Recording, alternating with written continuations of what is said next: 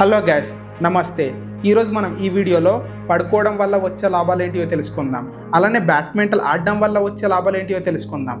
అంతేకాకుండా ఈ ప్రపంచంలోనే స్ట్రిక్ట్ అయిన స్కూల్ ఏంటిదో తెలుసుకుందాం. ఇవే కాదు, ఇంకా చాలా ఇంట్రెస్టింగ్ ఫ్యాక్ట్స్ ఈ వీడియోలో ఉండబోతున్నాయి.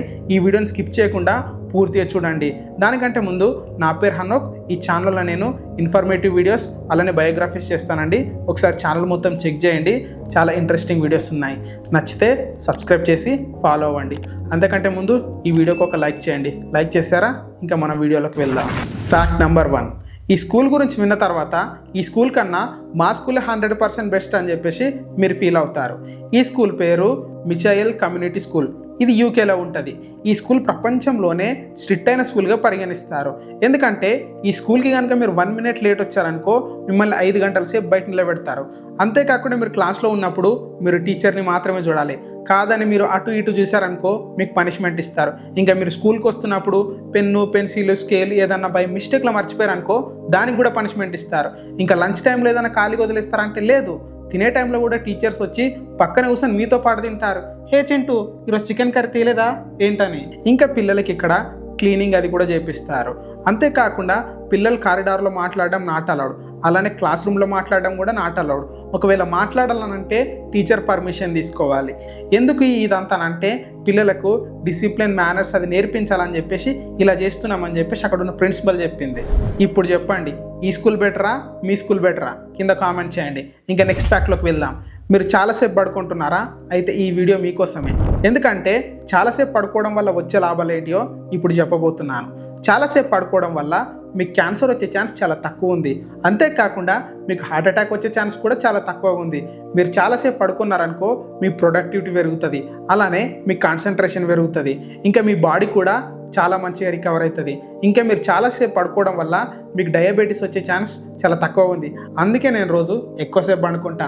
మీరు ఎన్ని గంటలు పండుకుంటారో కింద కామెంట్ చేయండి. ఇంకా నెక్స్ట్ ఫ్యాక్ట్లోకి వెళ్దాం. అనుకోండి, మీ స్కూల్లో గేమింగ్ సబ్జెక్ట్ పెట్టారు. మీ టీచర్ మీకు గేమ్ ఆడడం నేర్పిస్తున్నారు. వింటుంటేనే ఈ ఊహ ఎంత బాగుందో కదా. కానీ ఇది మీ స్కూల్లో జరగదు. నేను మాట్లాడుతుంది సౌదీ అరేబియా గురించి. ఇక్కడి గవర్నమెంట్ వీడియో గేమ్స్ని స్కూల్లో అలౌ చేసింది. అంతేకాకుండా మొత్తం ఒక గేమింగ్ సబ్జెక్ట్నే ఇంట్రడ్యూస్ చేసింది. ఈ సబ్జెక్ట్ ప్రతి క్లాస్కి కంపల్సరీ చేసింది. ఎందుకనంటే ఈ దేశం గేమింగ్ అండ్ టెక్నాలజీలో ఇంకా ముందుకెళ్ళాలనుకుంటుంది. అందుకే ఈ దేశం గేమింగ్తో పాటు అక్కడ ఉన్న స్కూల్స్లో coding, digital story telling, animation, ఈ స్పోర్ట్స్ ఇంకా ఎన్నో సబ్జెక్ట్స్ని వాళ్ళ స్కూల్స్లో ఇంట్రడ్యూస్ చేసింది. ఇంకా ప్రాపర్ టీచర్స్ని పెట్టింది గేమింగ్ సబ్జెక్ట్ గురించి. వాళ్ళు పిల్లలకు గేమ్ ఆడటమే కాదు, గేమ్ని తయారు చేయడం కూడా నేర్పిస్తారు. ఒక్కసారి ఊహించుకోండి, మీరు మీ టీచర్ ముందర కూర్చొని గేమ్ ఆడుతున్నారు. ఆ టీచర్ మీకు అప్రిషియేట్ చేస్తున్నారు, మంచిగా ఆడుతున్నావు అని చెప్పేసి. అహో, ఎంత బాగుంది కదా. ఇక్కడ ఎందుకు చేస్తున్నారంటే పిల్లల్లో ఉన్న స్కిల్స్ని ఇంకా ఇంప్రూవ్ చేయాలని చెప్పేసి. అంతేకాకుండా వాళ్ళకి ఎక్కడైనా ఈ స్పోర్ట్స్ జరిగాయనుకో అక్కడికి వీళ్ళని పంపిస్తారు, వీళ్ళ టాలెంట్ని ఎంకరేజ్ చేస్తారు. ఇలాంటి స్కూల్ కూడా మన ఇండియాలో వస్తే. ఇంకా నెక్స్ట్ ఫ్యాక్ట్లోకి వెళ్దాం. మీరు ఎప్పుడైనా ఆలోచించారా క్రికెట్ లాంటి పెద్ద స్పోర్ట్ ఒలింపిక్స్లో ఎందుకు లేదని? ఒకప్పుడు క్రికెట్ ఒలింపిక్స్లో ఉండేది. అవును, మీరు విన్నది నిజమే. ఒకప్పుడు క్రికెట్ ఒలింపిక్స్లో ఉండేది. 1900sలో బ్రిటన్ వర్సెస్ ఫ్రాన్స్ ఒక మ్యాచ్ కూడా జరుగుతుంది. అది ఫస్ట్ మ్యాచ్ 1900sలో. అదే లాస్ట్ మ్యాచ్ కూడా. అదే లాస్ట్ మ్యాచ్ ఎందుకైందనంటే అప్పుడు ఒలింపిక్స్లో కొన్ని కంట్రీస్ నేమ్స్ ఇచ్చాయి, మేము వచ్చి ఆడతామని చెప్పేసి. కానీ రియాలిటీలో వచ్చింది మాత్రం 2 countries. క్రికెట్ ఆగిపోవడానికి ఇదే ముఖ్యమైన కారణం, లెస్ పార్టిసిపేషన్. నిజానికి 100+ countries క్రికెట్ ఆడతాయి, కానీ టాప్ లెవెల్లో కాంపిటీషన్ ఇచ్చేది మాత్రం 10-12 countries మాత్రమే. అంతేకాకుండా ఇంటర్నేషనల్ ఒలింపిక్ కమిటీ కండక్ట్ చేసే కంట్రీలలో పెద్దగా క్రికెట్ ఆడరు. అందుకే వాళ్ళు కూడా పెద్దగా పట్టించుకోలేరు. మెల్లిమెల్లిగా క్రికెట్కి పాపులారిటీ పెరిగింది.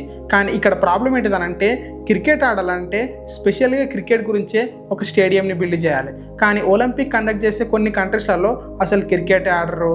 అయినా కూడా వాళ్ళు ధైర్యం చేసి క్రికెట్ స్టేడియం కట్టారా అనుకో, ఒలింపిక్స్ తర్వాత ఆ స్టేడియంని వాళ్ళు ఏం చేసుకుంటారు?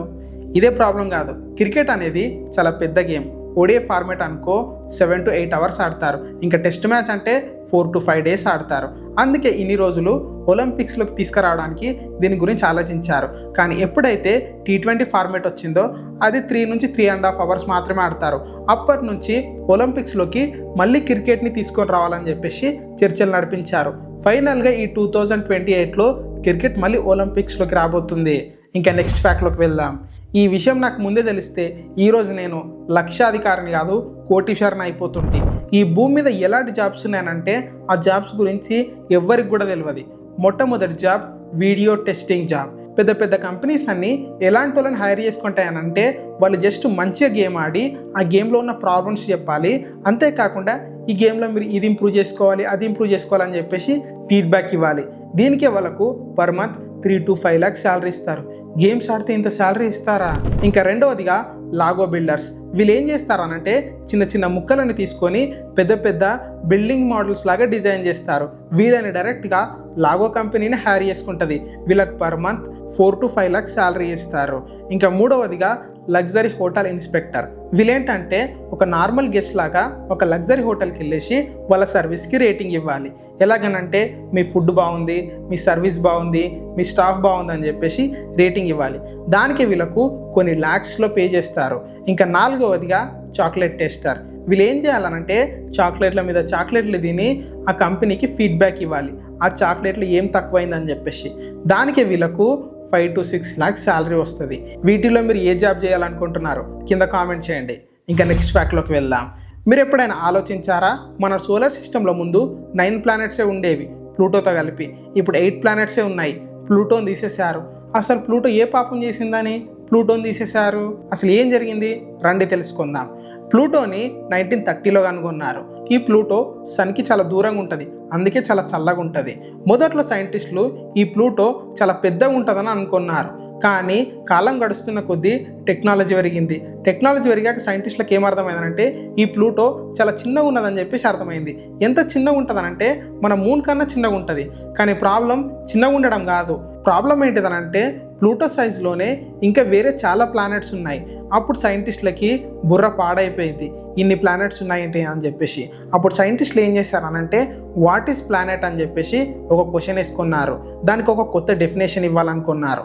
అలా 2006లో ఒక డెఫినేషన్ ఇచ్చారు.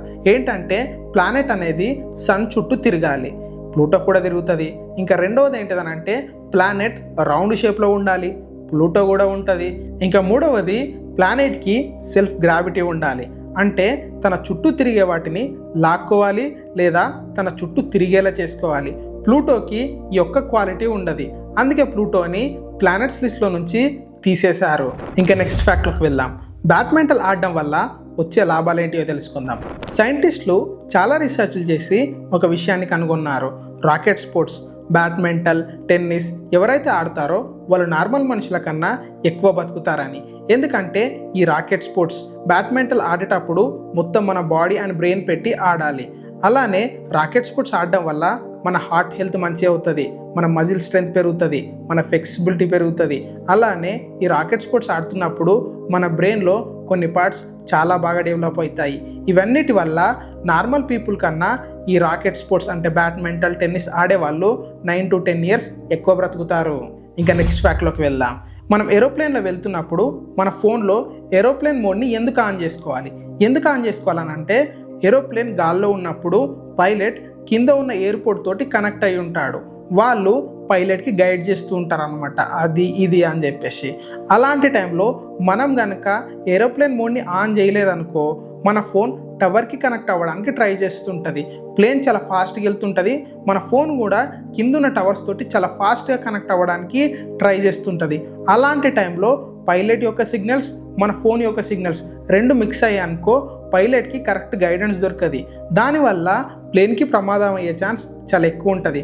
అందుకే మనము ప్లేన్లో ఉన్నప్పుడు ఏరోప్లేన్ మోడ్ని ఖచ్చితంగా ఆన్ చేసుకోవాలి. మా ఇన్ఫర్మేషన్ కనుక మీకు నచ్చినట్లయితే తప్పకుండా మీ ఫ్యామిలీ అండ్ ఫ్రెండ్స్కి ఈ వీడియోని షేర్ చేయండి. ఒకసారి ఛానల్ మొత్తం చెక్ చేయండి, చాలా మంచి వీడియోస్ ఉన్నాయి. నా పేరు హనోక్. మళ్ళీ ఒక మంచి వీడియోతో మళ్ళీ మీ ముందుకు వస్తా. నమస్తే.